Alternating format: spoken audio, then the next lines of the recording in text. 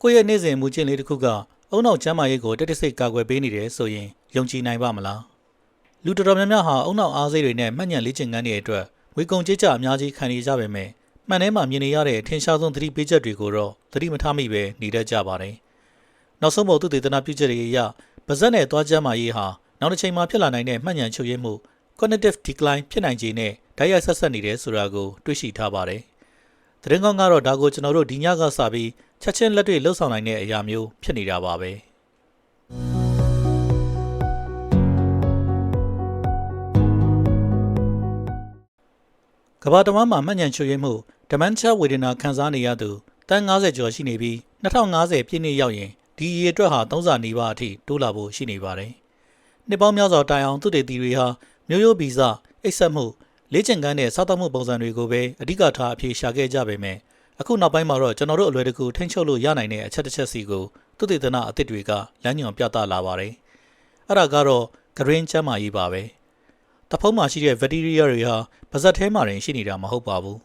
အဲ့ဒီပိုးမွှားတွေဟာသွေးကြောတွေကတဆင့်စီးဝင်သွားပြီးအုံနောက်ရဲ့အကာအကွယ်စနစ်တွေအထိတွားရောက်တက်ရောက်မှုရှိနိုင်တယ်လို့သူတေသနတွေကဆိုပါတယ်အယ်ဇိုင်းမာဝေဒနာတဲ့အချို့ရဲ့အုံနောက်တစ်ရှူတွေထဲမှာတဖုံးရောဂါဖြစ်စေတဲ့ bacteria တွေကိုရှာဖွေတွေ့ရှိထားတဲ့လေ့လာချက်တွေလည်းရှိနေပါတယ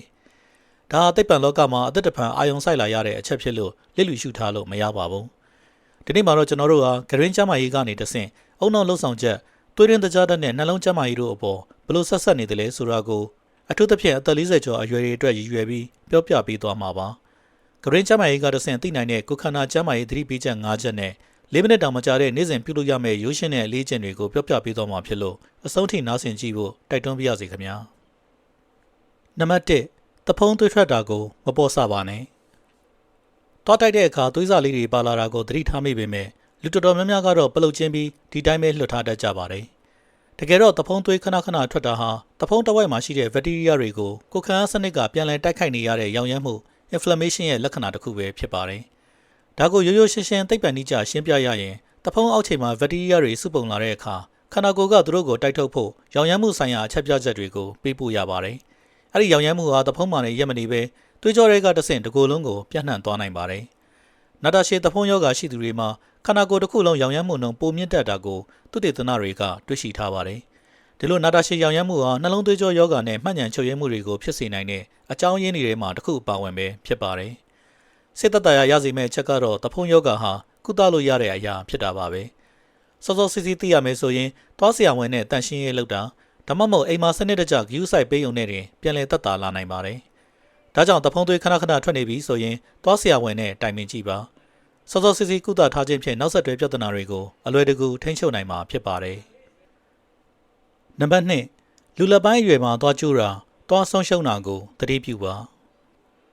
အသက်40ကျော်လာလို့သွားကျိုးတာဒါမှမဟုတ်သွားနှုတ်လိုက်ရတာမျိုးကိုအသက်ကြီးလာရင်ဖြစ်လေဖြစ်တာရှိတဲ့သဘာဝတစ်ခုလိုပဲသဘောထားတတ်ကြပါတယ်။ဒါပေမဲ့အခုနောက်ပိုင်းလေ့လာချက်အချို့မှာတော့သွားဆုံးရှုံးမှုနဲ့နောက်တစ်ချိန်မှာဖြစ်လာနိုင်တဲ့မှတ်ဉဏ်ပိုင်းဆိုင်ရာပြောင်းလဲမှုတွေအကြားဆက်စပ်မှုရှိနေတာကိုတွေ့ရှိလာရပါတယ်။ဖြစ်နိုင်တဲ့အကြောင်းရင်းတစ်ခုကတော့အာဟာရပိုင်းဆိုင်ရာပါ။သွားမပြည့်စုံတဲ့အခါအမြင့်တက်များတဲ့ဟင်းသီးဟင်းရွက်တွေပရိုတင်းဓာတ်တွေနဲ့အခြားအာဟာရပြည့်ဝတဲ့အစားအစာတွေကိုဝါစားဖို့ခက်ခဲလာပါတယ်။အချိန်ကြာလာတဲ့အခါဒီလိုစားသောက်မှုပုံစံပြောင်းလဲသွားတာဟာအုံနောက်ကျန်းမာရေးကိုထိခိုက်လာစေနိုင်ပါတယ်။နောက်ထပ်အကြောင်းရင်းတစ်ခုကတော့သွားကျိုးရခြင်းရဲ့အဓိကတရားခံဖြစ်တဲ့တဖုံးယောဂကြောင့်ခန္ဓာကိုယ်ထဲမှာရောင်ရမ်းမှုတွေဖြစ်လာတာကြောင့်လည်းဖြစ်နိုင်ပါတယ်။ဒါဟာသွားကျိုးတာနဲ့အယ်ဇိုင်းမာဓာတ်ရိုက်ဖြစ်တယ်လို့ဆိုလိုတာမဟုတ်ပေမဲ့ကိုယ့်ရဲ့ကျန်းမာရေးအတွက်သတိထားရမယ့်အချက်ပြလက္ခဏာတစ်ခုအဖြစ်သွားဆရာဝန်ဒါမှမဟုတ်သက်ဆိုင်ရာဆရာဝန်တွေနဲ့တိုင်ပင်ဆွေးနွေးသင့်ပါတယ်။ကိုယ့်ရဲ့သဘာဝသွားတွေကိုတတ်နိုင်သမျှအကြဆုံးရှိနေအောင်ဦးစားပေးထိန်းသိမ်းပါ။သွားစစ်ဆေးတဲ့အခါမှာလည်းတဖုံးတ िश ူးနဲ့မေယိုကျန်းမာရေးအခြေအနေတွေကိုပါသွားဆရာဝန်ကိုမေးမြန်းကြည့်ပါ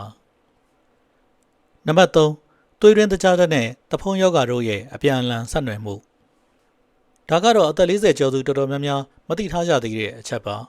တဖုံးယောဂနဲ့သွေးရင်းတကြားတဲ့ပြဿနာဟာတစ်ခုနဲ့တစ်ခုအပြန်အလှန်တက်ရောက်မှုရှိနေကြပါတယ်သွေးရင်းတကြားတဲ့မြင့်တက်လာတဲ့အခါဂရင်းထဲမှာအန်နီရရှိတဲ့ဘက်တီးရီးယားတွေပုံမူပေါက်ဖွားရလွယ်ကူတဲ့ပတ်ဝန်းကျင်တစ်ခုဖြစ်သွားပါတယ်တစ်ချိန်တည်းမှာပဲတဖုံးမှာပိုးဝင်ရောင်ရမ်းနေတာမျိုးကလည်းသွေးရင်းတကြားတဲ့ကိုထိန်းညှိရခက်ခဲအောင်ပြန်ပြီးဒုက္ခပေးတတ်ပါတယ်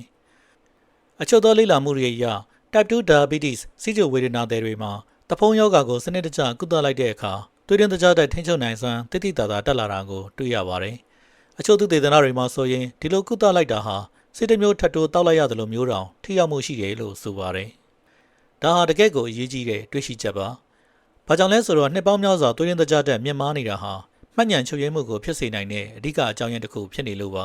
။အခုတော့ green ကျန်းမာရေးကအုံနောက်ကျန်းမာရေးနဲ့ဆက်ဆက်နေတယ်ဆိုတာကိုပေါ်လွင်နေပါတယ်။ဒါကြောင့်အသက်40ကျော်လို့သွေးရင်းသကြားတက်ကိုထိန်းညှိနေရပြီဆိုရင် green ကျန်းမာရေးကိုလည်းမိထားလို့မရပါဘူး။ပုံမှန်သွားတန်ရှင်းရေးလုပ်ပြီးတာဟာတင်ထင်ထားတာထက်ပိုပြီးအရေးပါနိုင်ပါတယ်။နံပါတ်4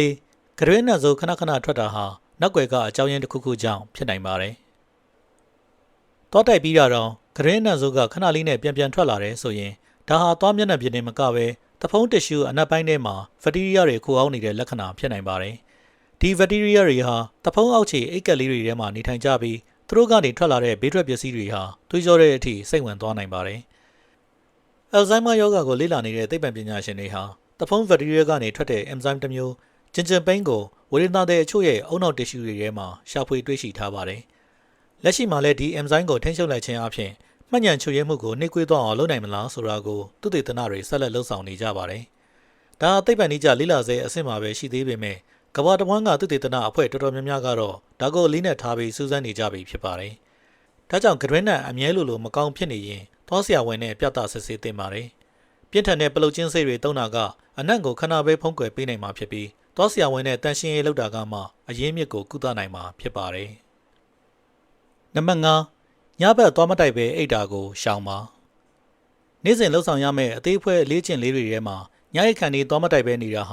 ရေရှည်မှာကျန်းမာရေးကိုအထိခိုက်စေနိုင်ဆုံးအချက်ဖြစ်ပါတယ်။နေ့ဘက်မှာတော့ကျွန်တော်တို့ရဲ့တတွေးဟာဂရင်းထဲကဘက်တီးရီးယားတွေကိုတဘာဝလျောက်ဆေးကြောပေးနိုင်ပါတယ်။ဒါပေမဲ့ညဘက်မှာတော့တတွေးဖန်နှုန်းကတိတိတသာလျော့နေသွားပါတယ်။အဲဒီခါမှာဘက်တီးရီးယားတွေဟာနှွေးထွေးပြီးခြောက်သွေ့တဲ့ဂရင်းထဲမှာအနှောက်အယှက်မရှိပွားများဖို့နိုင်ပေါင်းများစွာအချိန်ရသွားပါတယ်။တစ်ချိန်တည်းမှာပဲကျွန်တော်တို့အိပ်ပျော်နေချိန်ဟာအုံနောက်ကသူ့ဘာသာသူပြန်လည်တန့်စင်တဲ့ internal cleaning process အချိန်လည်းဖြစ်ပါတယ်။ဂရင်းထဲကရောင်ရမ်းမှုတွေကိုညဘက်မှာရှော့ချပေးထားခြင်းဟာဒီကိုယ်လုံးကျန်းမာရေးအတွက်ဘယ်လောက်ထိအထောက်အကူပြုနိုင်မလဲဆိုတာကိုပညာရှင်တွေဆက်လက်လေ့လာနေကြဆဲဖြစ်ပါတယ်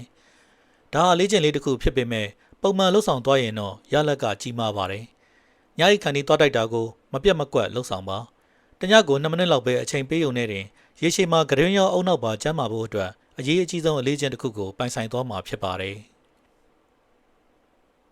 သူတေသီတွေဘာကိုစိုးရိမ်နေကြသလဲဆိုတာကိုနားလည်လွယ်အောင်ရှင်းပြရရင်ကျွန်တော်တို့ရဲ့သဖုံးမျက်နှာပြင်အောက်မှာအလွန်သေးငယ်တဲ့သွေးကြောလေးတွေရှိနေပါတယ်။သဖုံးတစ်ရှူတွေမှာဘက်တီးရီးယားတွေစုပုံလာတဲ့အခါအဲ့ဒီသွေးကြောတွေကတဆင့်ခန္ဓာကိုယ်ရဲ့သွေးလက်ပတ်မှုစနစ်ထဲကိုပိုးမွှားတွေဝင်ရောက်သွားနိုင်ပါတယ်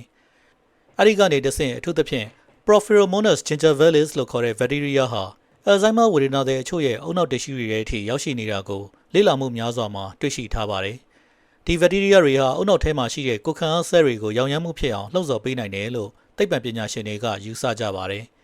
အချိန်ကြာလာတဲ့အမျှအဲ့ဒီရောင်ရမ်းမှုတွေကနေတဆင့်မှတ်ဉာဏ်ချုပ်ရင်းမှုနဲ့ဆက်ဆက်နေတဲ့အာရုံကြောထိခိုက်မှုတွေကိုဖြစ်ပေါ်စေနိုင်တာပါ။ဒီသုတေသနဟာအခုထက်ထိဖွံ့ဖြိုးနေဆဲဖြစ်ပြီးပညာရှင်အားလုံးကတော့ဒီဆက်ဆက်မှုအပေါ်တညီတညွတ်တဲ့သဘောမတူကြသေးပါဘူး။ဒါပေမဲ့တွေ့ရှိချက်တွေကခိုင်မာမှုတွေရှိနေတာကြောင့်ကမ္ဘာထိပ်တန်းအဖွဲ့အစည်းကြီးတွေကဒါကိုအလေးနဲ့ထားစူးစမ်းနေကြပြီဖြစ်ပါတယ်။တကယ်တော့သွားတဲ့သဖုံးယောဂအထူးကုဆရာဝန်ကြီးတွေဟာပြင်းထန်တဲ့သဖုံးယောဂရှိသူတွေမှာတကိုယ်လုံးဆိုင်ရာကျန်းမာရေးပြဿနာတွေပိုများတတ်တာကိုနှစ်ပေါင်းများစွာကတည်းကသတိပြုမိခဲ့ကြတာပါ။ Alzheimer အသင်း Alzheimer Association ကလည်းဂရင်းကျန်းမာရေးကိုမှတ်ဉာဏ်ချုပ်ရင်းမှုဆိုင်ရာသုတေသနနယ်ပယ်တစ်ခုအဖြစ်အတိအမှတ်ပြုထားပါတယ်။နှလုံးထုကုဆရာဝန်ကြီးတွေဆိုရင်လည်းနှလုံးဝေဒနာတွေကိုသဖုံးယောဂကုသဖို့တိုက်တွန်းနေကြတာဆယ်စုနှစ်တစ်ခုကျော်ပါပြီ။ဘာကြောင့်လဲဆိုတော့ဂရင်းကဖြစ်တဲ့ရောင်ရမ်းမှုဟာအုံနောက်ရောသွေးကြောတွေကိုပါထိခိုက်စေနိုင်လို့ပါပဲ။အခုလိုသုတေသနအခြေပြုကျန်းမာရေးဘူးတုဒတွေကတင့်အတွက်အသုံးဝင်နေဆိုရင် subscribe လုပ်ထားဖို့ဖိတ်ခေါ်ပါတယ်။ကျွန်တော်တို့ Headrise Body Plus ကနေပြီးအသက်40ကျော်တွေအတွက်လက်တွေ့ကျတဲ့ယောဂကာကွယ်ရေးနည်းလမ်းကောင်းတွေကိုသုတေသနအထောက်အထားတွေနဲ့တကွရိုးရိုးရှင်းရှင်းတင်ဆက်ပေးသွားမှာဖြစ်ပါတယ်။ကျွန်တော်တို့ပြန်ပြီးခြုံငုံကြည့်ရအောင်ပါ။တဖုံးသွေးထွက်တာဟာခန္ဓာကိုယ်တစ်ခုလုံးကိုထိခိုက်စေနိုင်တဲ့ရောင်ရမ်းမှုရဲ့အချက်ပြလက္ခဏာဖြစ်ပါတယ်။လူလက်ပိုင်းရွယ်မှာသွားဆုံးရှုံးမှုနဲ့နောက်တစ်ချိန်မှာဖြစ်လာနိုင်တဲ့မှတ်ဉာဏ်ပြောင်းလဲမှုတွေအကြားဆက်ဆက်မှုရှိနေတာကိုလည်းသုတေသနတွေကဆိုပါတယ်။တဖုံးယောဂနဲ့သွေးရင်းသကြားတက်ဟာအုံနောက်ကျန်းမာရေးကိုထိခိုက်စေတဲ့အထိအပြန်အလှန်ဆက်နွယ်နေကြတာပါ။ဂရင်းနံဆိုအမြဲထွက်နေတာဟာလည်းတဖုံးအနက်ပိုင်းမှာဗက်တီးရီးယားတွေရှိနေတာကြောင့်ဖြစ်နိုင်တယ်လို့ညဘက်သွားတိုက်တဲ့အလေးကျင့်ဟာအုံနောက်နဲ့ဂရင်းကျန်းမာရေးအတွက်အရေးအကြီးဆုံးအမှုကျင့်တစ်ခုဖြစ်ပါတယ်။ဒီအချက်လက်တွေကနေကျွန်တော်တို့ရရှိနိုင်တဲ့အားတက်စရာသတင်းစကားကတော့ ဒီနီလန်းတွေဟာငွေကုန်ကြေးကျများတဲ့ကုသမှုတွေမဟုတ်သလိုဆရာဝန်ညွှန်ကြားချက်ဒါမှမဟုတ်အထူးကုတွေအမြဲတမ်းပြနေဖို့လည်းမလိုပါဘူးမနက်2မိနစ်ည2မိနစ်သွားတိုက်ပါတနေ့တစ်ကြိမ်သွားကြထိုးချိုး floss 3ပါတစ်နှစ်ကို2ကြိမ်သွားဆရာဝန်နဲ့ပြသပြီးစနစ်တကျတန်ရှင်းရေးလုပ်ပါဒီသိပ္ပံနည်းကျလေ့လာချက်တွေဟာဆက်လက်ဖွံ့ဖြိုးနေစေဖြစ်ပေမဲ့ဥတီချက်ကတော့ရှင်းလင်းပါတယ်အခုကလေးကဒီလိုရိုးရှင်းတဲ့အဆင့်လေးတွေကိုလှုပ်ဆောင်သွားခြင်းဟာကုန်ကျစရိတ်အလွန်နည်းပေမဲ့ရေရှည်မှာတော့တင့်ကျန်းမာရေးအတွက်အလွန်ပဲအကျိုးကျေးဇူးများနိုင်ပါတယ်